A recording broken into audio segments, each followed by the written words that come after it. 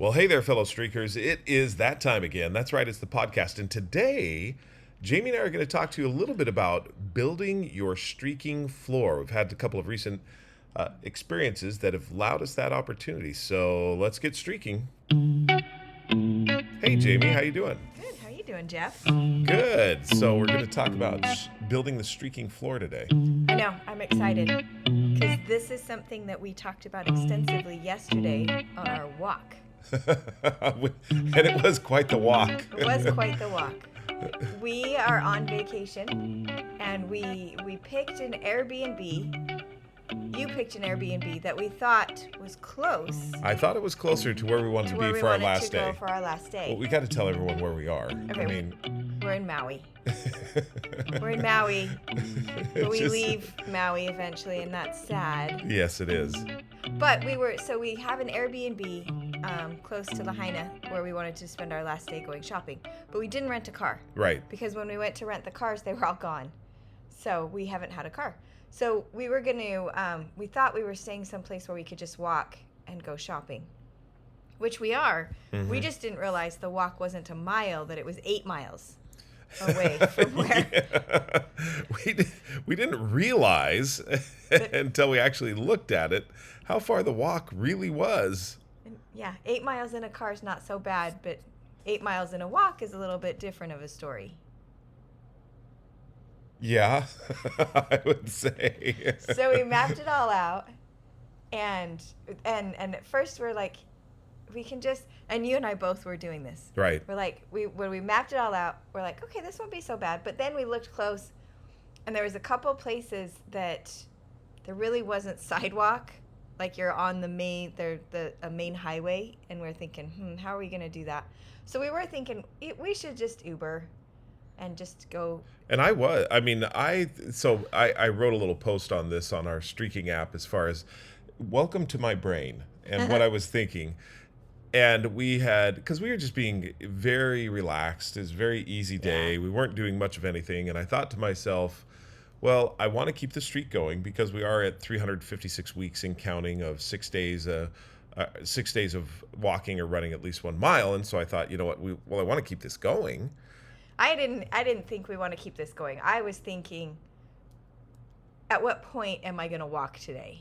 Yeah, it wasn't that's a true. question of whether or not. Yeah. It was more like, when am I going to do this? And so I thought, well, if we Uber, then I still have to find a way to put the walk in. Right. And I'd rather feel like I'm, walking towards where I want to go. So that was your thought process? Yeah. Not like my thought process saying, this is it, end of the streak. I'm done. Plus, and this is something else I want to talk about, is that one of my favorite things about this streak is the opportunities that we've had when we aren't at home to see things that I know we wouldn't have seen if we hadn't had this streak. Yeah. Because we were either went on a walk or a run. Right. And that's what I kind of wanted to talk a little bit about. And then talk about what we talked about on the walk. Yeah. So just before we get to that, one of the things that I noticed as far as just my mental thought process that I think is important about what we're talking about as far as the floorboards or the floor of a streak. Yes. Is I thought to myself, I can run or walk a mile, not a problem, then I'll call it Uber. Because I wanted to inherently be at that state of rest, which is where we wanted to be in Hawaii, then I was able to give myself a reason to do just or at least the 1 mile. I was able to tell my brain, hey, look, it's only 1 mile. That's all I have to do. And then as we got going on it, it was into the mile. I thought, you know what? I can actually go another one Right. or another couple, and it's not bad. And then I remember sitting down and I tried to convince you that, we probably should get an Uber from here because there's going to be a place where we can't really, there's not really a sidewalk, and there's not a place where we can, and I don't know. Walk easily. Walk easily. There Yeah. we go. Yeah, that's the word I'm looking for. And you said to me, well, I think I showed you the route and everything. You said, I think we could do it. I know. I think I surprised you. You I did. think you were like, but we're right here at this really pretty hotel where it'd be really easy for them to find us, and we could just call Uber right now and not have to go the They don't. other 4 miles. They don't have to find our dead bodies later. They can find us alive right now and take us there. And I think as I think about that decision, I do think part of that decision was past experiences where I do feel like we've gotten to see cool things because we did something a little bit unconventional. Yeah. So the 1 mile in my brain turned into 3 miles, 5 miles, and finally 8 miles when we finally got to the restaurant. I plopped myself down and had the greatest meal in the world. Yes. I don't know if it was the greatest meal in the world, but for me, It felt great. it felt great. It's far because we were eating on the seashore. We were actually on a little balcony out over the ocean, looking at surfers and sailboats, and it was just absolutely beautiful. But I've surprised myself many times when I've looked at the at least part of this where it's the laughably simple part, and often it's turned into more than just the laughably simple. Talon recently interviewed over on our YouTube channel. If you get a chance to go over to Streaking Mastery at the YouTube channel, Talon recently interviewed a private pilot, Corey Shao or Show, one of the two. And Talon talked to him about the laughably simple and why it's important to have the laughably simple and what that means for him as he's had a journal streak for greater than almost coming on 2 years, 584 days, I think is No, what he his said. journal streak was in the 800s. Oh, it's the 800. Sorry, Yeah, I had he'd that had it for a switched in my while. brain. And how important it was that the laughably simple be at least one sentence, that I'm going to write in my journal at least one sentence, and that oftentimes he would do more than that. However, on the days when it was crazy and there was a lot going on and there's an opportunity to let that go, at least the sentence gave him a win. It gave him that endorphin and the opportunity to keep going. And I think that's what I look at here. Now, going on an 8 mile walk, had I started thinking that way, Yeah. I wasn't. Without saying, once I do that first mile, I'm successful. And everything past that, I can stop. I can stop at any point after that first mile. It's fine. It's the weirdest thing, I It think, is, that you give yourself permission to stop, but you're like, I think I got a little more in me. I think it's the difference between when you're told to do something and when you're choosing to do something. When you're told, you feel like, oh my gosh, someone else is imposing this on me. I have to do it. But when you have made the decision to do it yourself, and once you pass that laughably simple, everything you're doing after that is a bonus. You've decided, and there's just something empowering about knowing that this is my decision, and I'm still successful even when I stop. I've kept the commitment to myself, Right. and I can stop at any point. And there's something about that really allows you the opportunity to make that decision. And there are times that we do stop. We don't always do the 8 mile, the proverbial 8 mile walk. Sometimes we're like, you know what, we are tired, or we don't have as much time, or whatever it is. There's times that we stop and you still are successful in those moments. But then there's all these other times where you're like, I've got more in me and this is kind of fun, or I really like doing this, or I want to feel a certain way afterwards. But so much of that decision process is positive because you're making it for yourself and you have the freedom to do as much or as little as you need to and still be successful. Right. Exactly. That's so true. So you were talking. So on the walk itself, you were talking about some of the things that we get to see. So what were some of the things that you saw that you wanted to bring up that was kind of interesting? Well, I felt like this walk was kind of a metaphor for what I feel like streaking has been for me. So to start with, my favorite thing about streaking is that it really is a journey, that so much of it isn't just trying to get to a destination, but it's the journey and the process and the things that you learn along the way, the things that you learn about yourself, the things that you learn about other people, and then the experiences that you get to have that you wouldn't have if you hadn't had a streak. And so I look at it, and this is what I've loved about our walk-run streak when we've kept the streak places that aren't at home, is that we get to see things, so to speak, like at a ground level, kind of, so to speak, where you're right in the midst of it.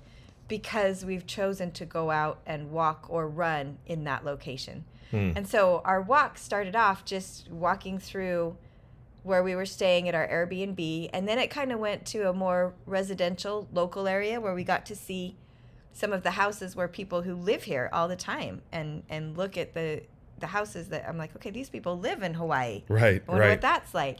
And then we transitioned to the beach, and we spent 2 miles along the beach. Yeah, it was about that much. Which was interesting because the beach was, even the beaches in different locations are different. And so the beach we had stayed at 2 days ago was much more flat and a different kind of walk, where this beach was a little bit steeper.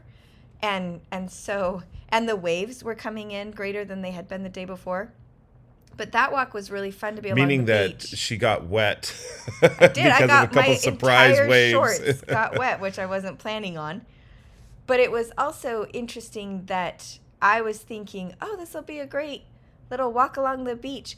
But interestingly enough, it ended up being quite the workout because of the angle. It did, didn't it? And the amount of water that was in the sand.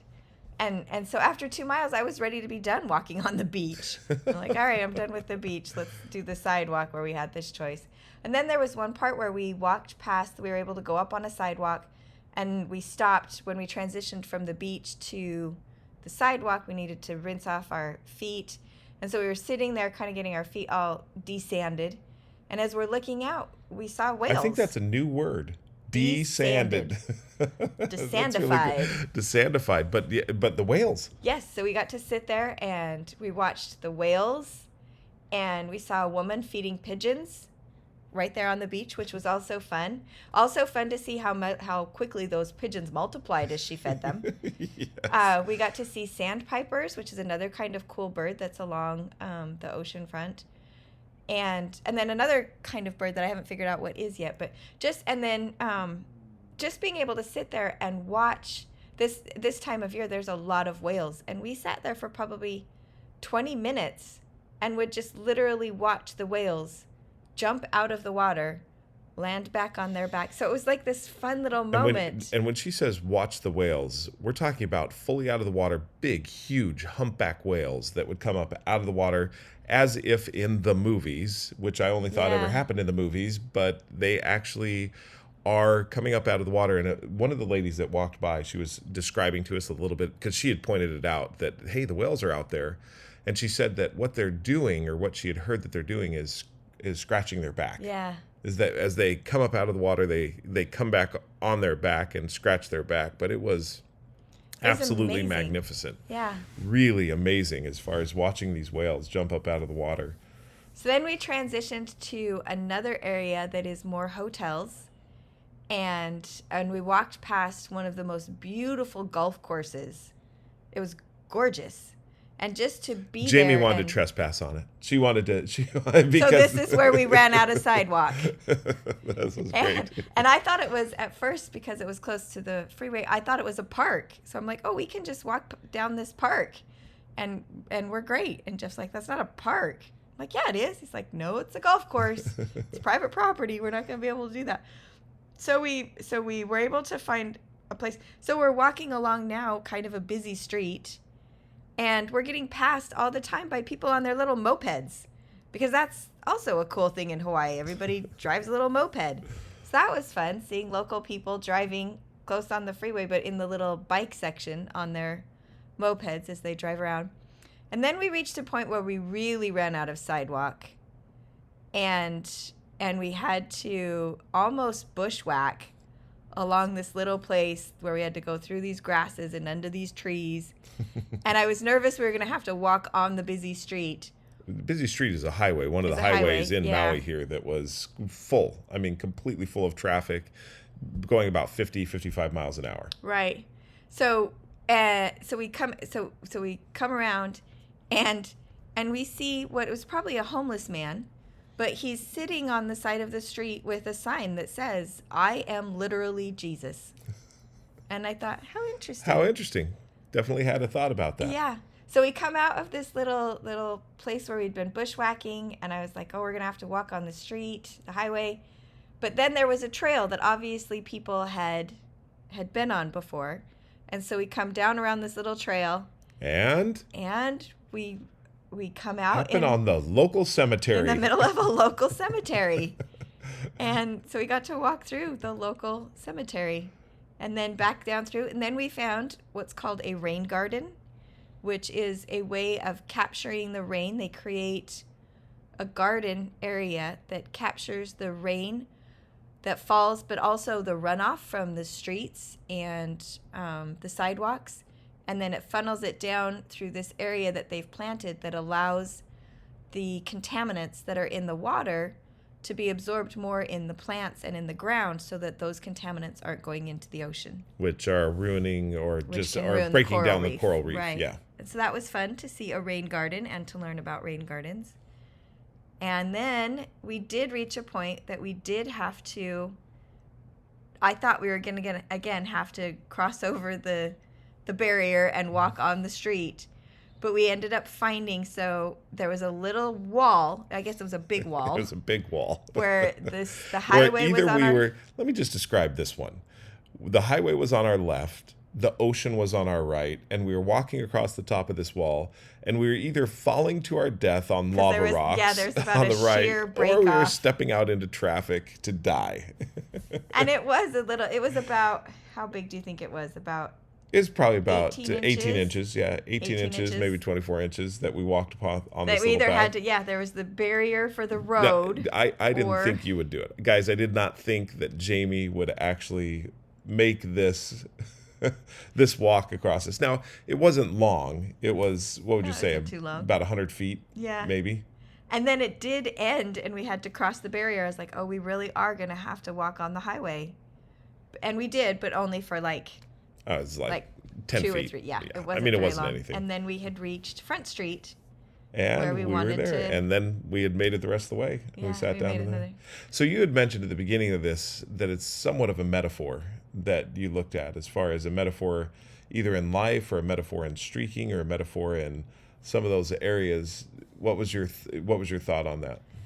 Just all of these things that I got to see and different areas. So, and we really did go from literally one of the nicest places in Maui, these resorts and these golf courses that are absolutely amazing, to passing the homeless man and his tent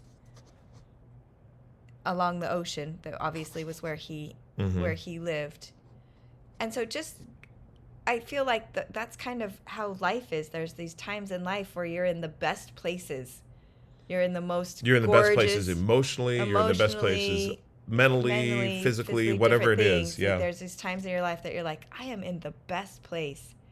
And then sometimes you can walk a few feet and you're like, now I'm homeless on the side of the street. Just that emotional feeling of I'm those alone. ups and downs. There's no one that cares about me. It's very difficult. Yeah, and that's but through the whole process is this keeping of grounded, the streaks that are the things that I do to remind myself that this is who I want to be.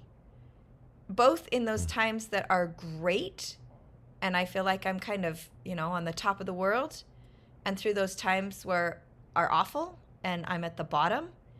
And then everything in between. And then those random moments where you're like, oh, I don't know where this path is taking me. And you pop out at a local cemetery, which is a place I would never voluntarily choose to stop and look at. But it was if I was fascinating. driving The along local the road. cemetery was fascinating. It was. It was a very I mean, neat the place. the headstones that were there, from a wooden cross all the way up to a Chinese, looked like a Chinese or Japanese, some Oriental type headstone that was very tall and had Chinese writing. And I'm sure there was a lot of significance and symbolism behind that. But and that's what the other thing is. I would stop and think about the people that, maybe had lived in Maui their whole life and wanted to be buried by the ocean. So it was a neat, and I guess the other thing I recognize is that we were striving to get to a place where we had a destination in mind. But really, the joy of yesterday was in the journey of it. mm-hmm. Once we got to the shopping, I was like, oh, we'll just grab a couple. And we honestly only stayed shopping for about The actual Well, we had a shopping great was we had like a an great hour, dinner, and hour and then a shopping half. was an hour. And that's what we had planned to do, is shop our last day that we were in Hawaii, to get some souvenirs for the kids. Great souvenirs for the kids. We're bringing stuff home, guys. But the really the joy of the day, and this is one of the things that I love, that I will remember specific things about Maui differently because of that walk, Yeah. and see things differently because of that walk. There were several times during the walk where I had mentioned to you that this is what I love about streaking, is had I not the laughably simple walk or run at least 1 mile, and had that as my base, as my floor, as my foundation, that I would have missed many of these different experiences along the way, Yep. and the opportunities. And that's true not just for the walk run, but for so many other areas of my life. For example, in my professional life and what I do with professional streaks, I would have missed so many opportunities had I not had those as the floor. Reading a paragraph daily, writing at least one sentence for a book, letter, or article. All of these, or making one contact in LinkedIn on a daily basis, reaching out to one person. And also in my spiritual life, reading at least one verse of scripture, or reading at least, or writing it, I count this as part of my spiritual life, but writing at least one sentence in my be statement daily. All of these things are the foundation on which I can stand to reach and to experience so many other things. You and I were talking about how, and we've talked about this before on our podcast before, about just checking the box, and how sometimes we'll get the comment, well, are you just doing that to check the box? And the answer is And yes. There's sometimes we do it to check the box, but why? well, and even sometimes we get the comment, and the comment can come from other people, but for me, sometimes the comment comes from myself, where I'll be thinking, I'm like, am I just doing this to? And oftentimes it'll come when I've had several days in a row where I have done the at least, where I've done the least. I've done the least amount, and I haven't gone beyond it. And when that happens several days, sometimes turns into weeks in a row, that little voice inside my head will be like, are you just doing this to just check the box? Is this even doing any good? And as I was talking with you about it yesterday, I really had a thought that I think was really good, and I wanted to share it. And that thought is that when we talk about the floor, a floor is an interesting thing because, like you said, it's what you stand on. Sometimes it's what you lay on. When things are really bad, you lay down on the floor. But it needs to be a place that is steady, a place that is flat, a place that doesn't have a ton of holes, a place that is going to be not moving. Like if you've tried to walk on a floor that is moving, there's a huge amount of uncertainty there. I remember one floor in particular that in a fun house at an amusement park, where each side went at a different rate. Yes. And you tried to walk on it. It was very difficult to walk on it. Or I remember another place with the kids, we were at SeaWorld, and we were trying to walk across one of those nets that they Yes. have, and that's with holes in it. With And it was holes. very difficult to get across it. I was unsure, unsteady, didn't know exactly how to do it. My balance was off. Right. And so as you work on your streaks, this laughably simple, this at least concept is not just checking the box. What it is it's building a floor. And when you start a new streak, oftentimes it is the at least, because you're getting used to reminding yourself that you're doing it. You're adding something new. And so the visual for me of looking at every day that I do that as, okay, I'm adding a plank to my floor. I added a piece of floorboard to that floor that I'm creating. And when I start doing that, there may be times that at the beginning of a streak, because, well, like you go on vacation, and so many people, when they start streaks lose a lot when they go on vacation, because it's a total shift in what you're doing. It takes time.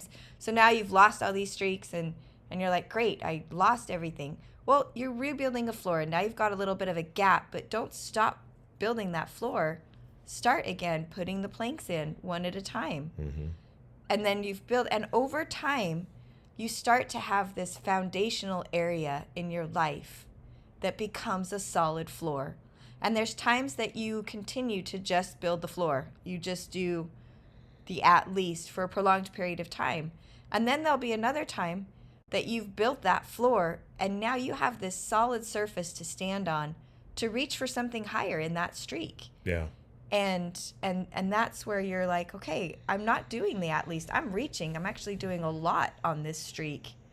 And maybe I've even set a goal around this streak, something that's significant to reach for.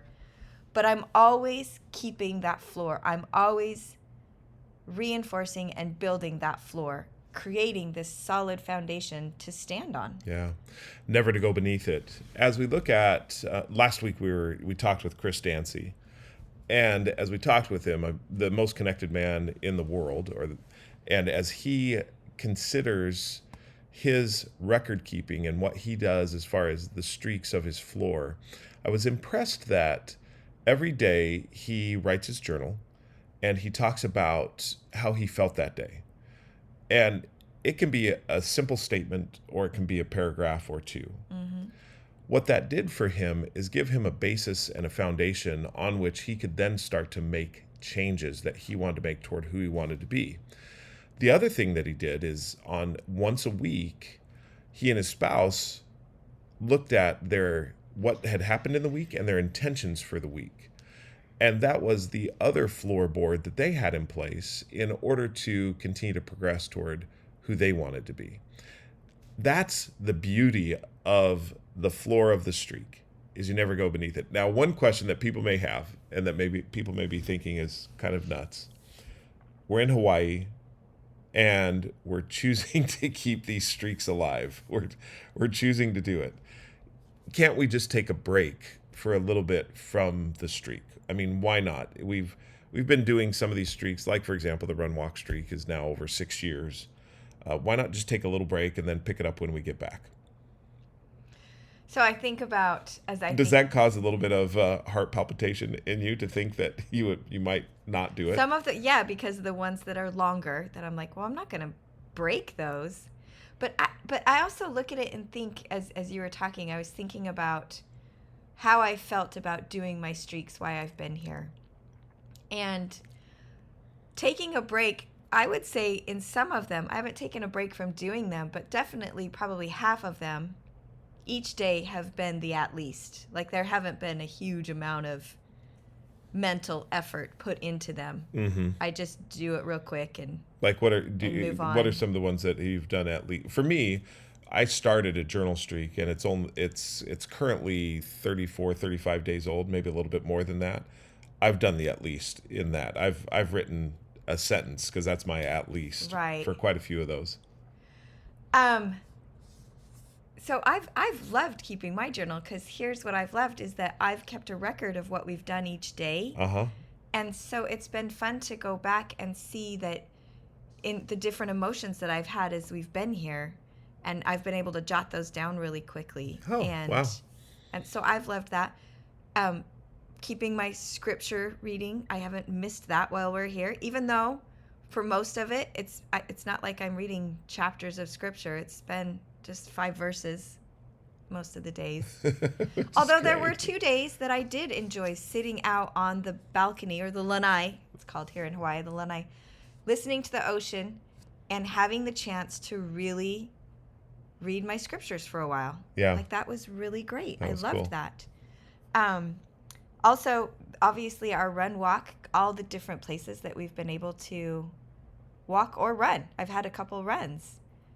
So that was a fun one, because we got up early and went on a run. One of the first days that we were here, when we hadn't adjusted to the sleeping, we got up early. We did a dark run of a moonlight run. That was really fun. But when we came back, there was a group of people doing yoga on the beach, and I jumped in and did yoga on the beaches of Maui. It was amazing. Which you wouldn't have otherwise Which I done. would not have otherwise done had I not been out. And I think doing that's what that you're talking streak. about when you talk about the metaphor of the floor.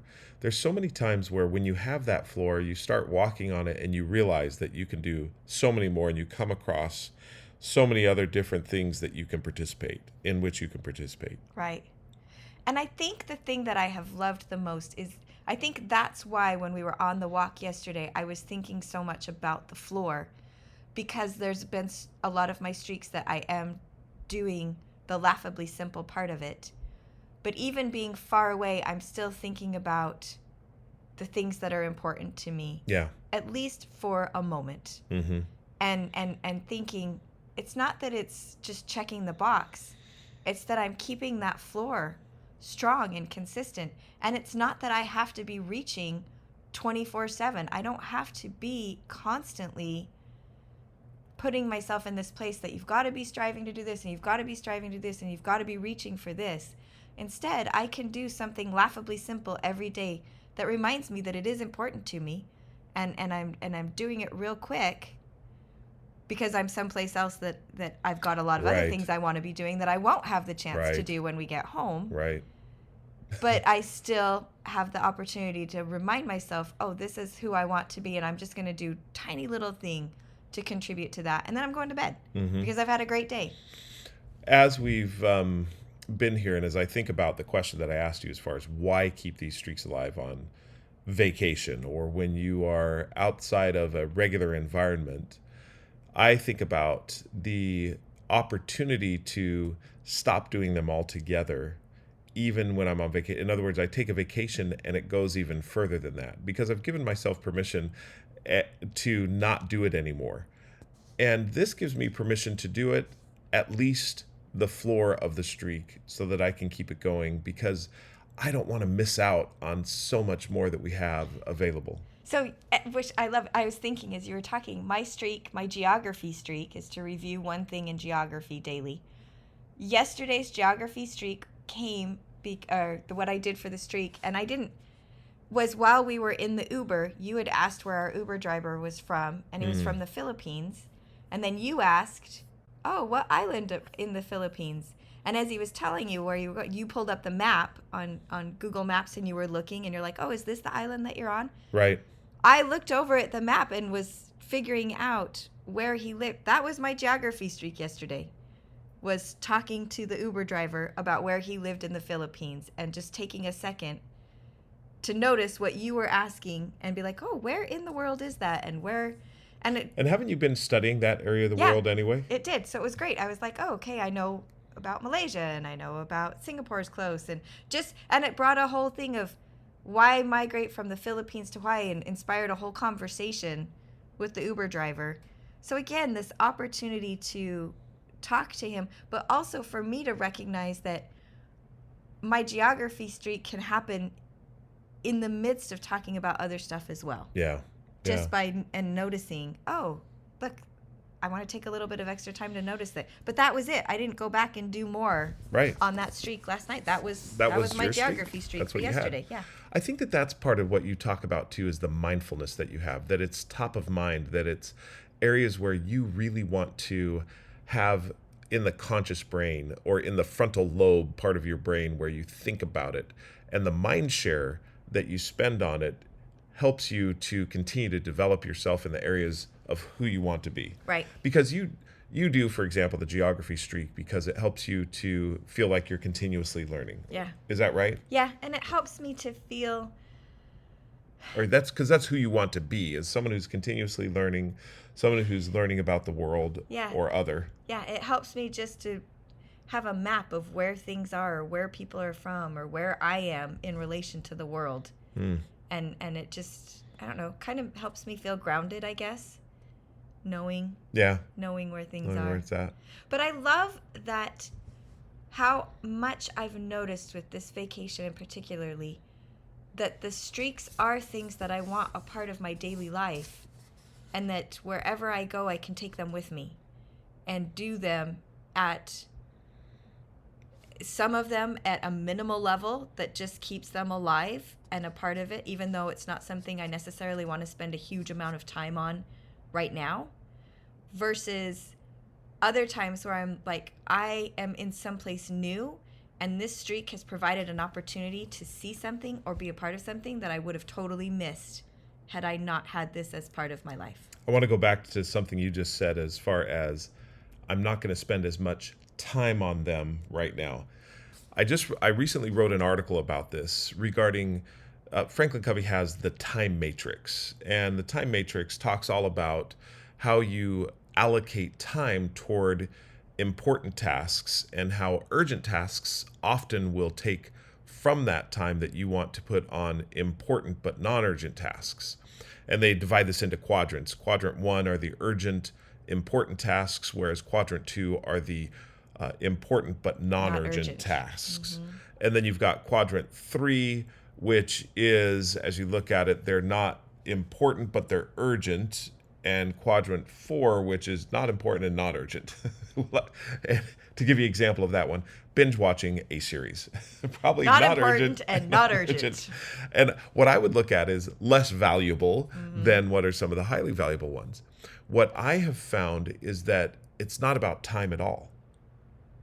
It's not about the time that you spend in an area. It's the activities that you choose to do.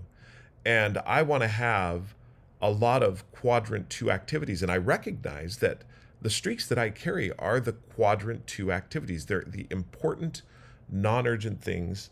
They're also the important and not drawing me in things like surfing social media or binge watching a television series. But they're important, and I want those in my life every single day. I won't necessarily spend a huge amount of time on them every single day. Right. But I have them in my life every single day. That's really good. And so the matrix is more an activity matrix. And what's the activity that I have going on? There's some days where, yes, I absolutely have quadrant 1 activities that are going to take a lot of time. Mm-hmm. However, that does not sacrifice what I'm doing with my streaks, which is what I think we've been talking about here through this entire podcast. That is the floor. The floor is the important activities that I want in my life every single day, no matter what, because it helps me become who I want to be. The other thing, I was talking with Chris McChesney about this, author of The 4 Disciplines of Execution, really close friend of ours. And he was saying, what you're doing with streaking is overcoming entropy, that everything is, moving towards a state of chaos. Right. I was thinking about this last night. I'm going to write an article on this, where if you leave a house completely unoccupied and empty, it will decay. It doesn't stay in a pristine condition. Even if you left it in a pristine condition, it will eventually decay and fall to pieces. Mm-hmm. And I think that is metaphor for our lives, is that unless we're doing something on a regular basis, striving to become who we want to be, then everything is moving towards that state of decay. And if you ignore it and leave it alone, it's not like it stays where you left it. It gets and that's so worse. Frustrating. Come on, man. Why can't doesn't it count that we walked 8 miles yesterday? So shouldn't that count for today, or maybe for the next 8 days? Right. Spread it out over the 8 days. But it doesn't work that way. You know what I mean? That's really great. This idea that streaking curbs entropy. It gives you an active way to fight this natural. So significantly, huh? Yeah, I like that.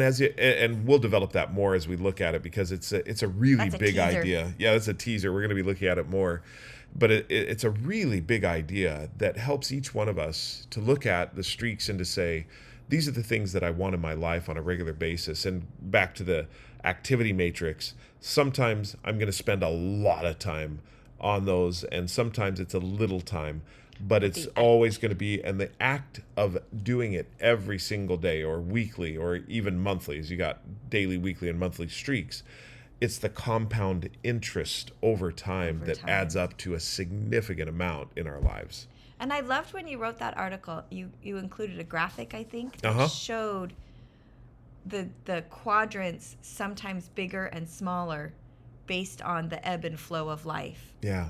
And that sometimes a huge amount of time is spent on those urgent and important, but yet the activities that are important but not urgent still get done. Or even those times where we do spend a significant amount of time in the not urgent and not important, yet those activities that are important to us still are getting done. Absolutely. That was, and you have a dynamic picture that shows, and to me that just represented how life is that we don't always have as much control over the amount of time that we have to spend on things, but we can always do that laughably simple activity. Yeah, always. Always. Well, everyone, we have had a great time talking with you, and we actually have to get ready to leave Hawaii. I know, sad days. Sad days. I mean, happy we get to see our children again. Yay. I am happy about that. You I'm are excited. to see them. We are looking forward to getting into the rhythm of life back in Colorado for a little bit. But anyway, thank you so much for tuning in today. And if you haven't had a chance to get over to streakingmastery.com, it's been completely redesigned. Talon has put up there on the streaking feature that he did with the private pilot. And we're going to have more of those as we go along. Also, we're going to have some exciting, we had Chris Dancy last week. We've got a couple of more great podcast interviews that are coming up, as well as one that we're very excited about. Whitney Johnson's going to be on the show in just a little while. We're excited about that one. And last but not least, the opportunity for you to download the new app. Now, if you've already got the app, know this, that it's going to be upgraded coming up very quickly here. Right now, developers, I talked to them yesterday, we're about the last week in January. We're deciding, if there's anything at all that would delay that. Currently, we're on course. That'll come out with a full new social media content to it that will increase our connections and increase the opportunity we have to celebrate with each other our streaks. So until that time, we hope that you have a fantastic day and a wonderful week. Until we talk again, keep streaking.